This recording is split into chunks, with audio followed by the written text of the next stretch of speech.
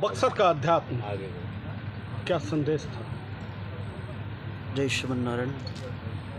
हमारा बक्सर आज से नहीं है, सतयुग त्रेता द्वापर से अपने आप में धार्मिक स्थल है हमारा बक्सर। और ये कार्यक्रम भी इसलिए किया जा रहा है ताकि हमारा बक्सर जो 1764 की लड़ाई के नाम से जाना जाता है उसको धार्मिक स्थल के नाम से जाना जाए, क्योंकि राम की शिक्षास्थली अपने आप में रही है, जहाँ विश्वामित्र जी महाराज ने 53 विद्याएँ दी थी, जिनमें से 2 ऐसी विद्याएँ थी, बला अतिबला नामक विद्या, जिससे ना शरीर में आलस्य आएगा ना निद्रा आएगी, ठीक है ना। तो ऐसा दिव्य ज्ञान था। तो ऐसा हमारा धार्मिक स्थल बक्सर है, इसलिए हम चाहते पूरे विश्व में हमारा बक्सर इस नाम से जाना जाए, धार्मिक स्थल के नाम से। इसलिए बड़े बड़े महापुरुषों को बुलाया जाए, क्योंकि इसी क्षेत्र से चित्रदंडी स्वामी जी महाराज हुए, इसी क्षेत्र से दास हमारा भी जन्म स्थान यही है। और फिर यही इच्छा है कि अनेक संतों के चरण यहाँ पड़ेंगे, ताकि फिर कोई नया त्रिदंडी सन्यासी इस क्षेत्र से प्रकट हो जाए, ताकि यहाँ तप करते हुए पूरे विश्व का कल्याण। किस तरह का कार्यक्रम हो रहा है, होने वाला है? ये संतों का महासंगम है। अनेक महापुरुष भारतवर्ष के कोने कोने से आने वाले हैं, जिनमें इसलिए बुलाया जाता है कि यहाँ के जो लोग बहुत बाहर नहीं जा सकते हैं, कम से कम उनका भी कल्याण हो जाए, ठीक है ना। इसलिए कंबल वाले बाबा हैं, धीरेन्द्र शास्त्री जी हैं, और पंडुकर सरकार भी हैं, और भी अनेक महापुरुष आ रहे हैं। मुरारी बापू जी की भी तस्वीरें अयोध्या से, वृंदावन से, गुजरात से, चारों तरफ से, भारत के हर कोने कोने से संत आने वाले हैं। और चतुर्मास नज़दीक था, इसलिए हम बाहर कहीं जा भी नहीं पाए उतना। नहीं तो उत्तराखंड से रामदेव महाराज, उनको भी बुलाना था अभी, और देशानंद गिरी जी महाराज को भी, लेकिन फिर आगे देखा जाएगा कार्यक्रम। कैसे तैयारी किया जा रहा है इसको लेकर?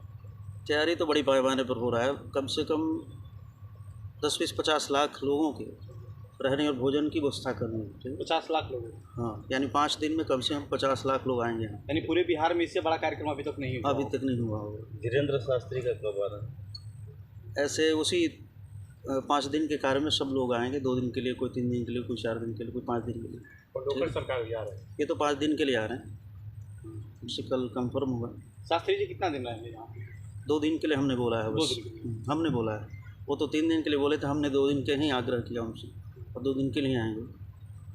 धार्मिक नगरी बक्सर बक्सर, हाँ, के राजपुर के पिपरार में इस तरह का चतुर्मास आयोजन संदेश क्या है, खासकर धर्म को लेकर के पूरे विश्व पैमाने पर? बस संदेश यही है कि सब में धर्म जागृत हो, इसलिए इतने बड़े बड़े अनुष्ठान किए जाते हैं, ताकि सबकी श्रद्धा अपने आप में जुड़ी रहे। और लाखों लाख लोग अपने आप में आएंगे, इसका मतलब है उनकी श्रद्धा धर्म से जुड़ी है, ठीक है ना। इसलिए अपने आप में ऐसे आयोजन किए जाते हैं, ताकि हम आप अपने धर्म को न भूलें। यही हमारा भारतवर्ष था। नित्य वैदिक मंत्र से शोम करते थे जहाँ, व्यादवी वेदांत के सिद्धांत करते थे जहाँ, ये वो हमारा भारतवर्ष है। और हमारा बक्सर तो इतना श्रेष्ठ बक्सर है, यहाँ तो इतने ऋषि रहे हैं। जैसे आप बक्सर का दर्शन करो, विश्वामित्र जी महाराज की तपस्वी, यानी बक्सर चैत्रवन, जिसका नाम चैत्रथ वन भी था पहले, ताड़का वन भी रहा। उसके आगे गौतम ऋषि जी महाराज, अहिरौली, नदाव नारद ऋषि आश्रम, शारदवान सिमरी, भौवर भार्गव ऋषि जी, ठीक है ना, उदालक ऋषि बड़कानुआव, चमन ऋषि चौसा, सौभरी ऋषि मिश्रौलिया, कुंभज ऋषि कंभरिया, कश्यप ऋषि सेंट्रल जेल, यानी इतने महर्षियों की तपस्वी हमारा बक्सर रहा हुआ है, ठीक है ना। और आज भी संत विहीन बक्सर नहीं रहता। इससे पहले आपने देखा त्रिदंडी स्वामी जी महाराज, खाकी बाबा सरकार, मामा जी महाराज, इतने बड़े बड़े महापुरुष, आज भी अभी 2-4 महापुरुष हैं बक्सर में। इसलिए हमारा संत विहीन कभी बक्सर रहा नहीं।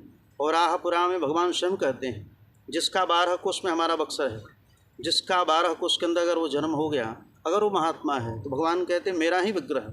यानी हम लोग टीवी पर आए या ना हमें, लेकिन एक दिन पूरा विश्व हम लोगों को जानेगा।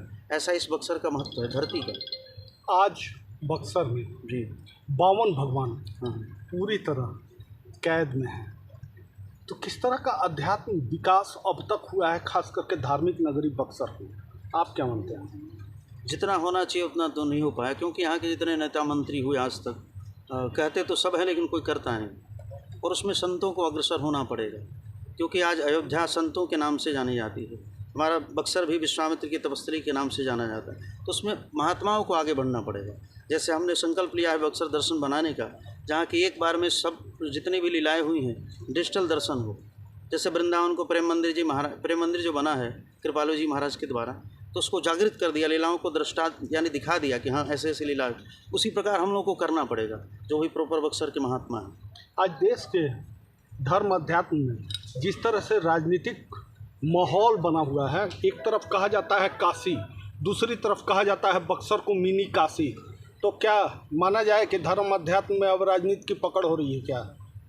ये तो आज से नहीं, बहुत पहले से है।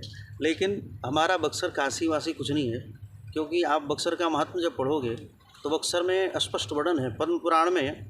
काशी में जब पंचकोशी का दिन मरोगे आप और भगवान राम तारक मंत्र कान में देंगे तब उद्धार होगा। लेकिन बक्सर में बस वायु स्पर्श हो जाए गंगा का तो यह गत्वा निवर्तन्ते तद्धाम हम परम मम, आप भगवत धाम चले जाओगे। और भगवान वराह तो स्वयं कहते हैं सत्यम सत्यम पुनः सत्यम भुजमच्चा सोचते सिद्धासमम समम तीर्थम न भूतो न विश्रुति। इसके जैसा तीर्थ ना हुआ ना आगे चल करके होगा, ऐसा हमारा श्रेष्ठ बक्सर है। 12 कोस में फैला हुआ हमारा बक्सर है वराह पुराण के अनुसार।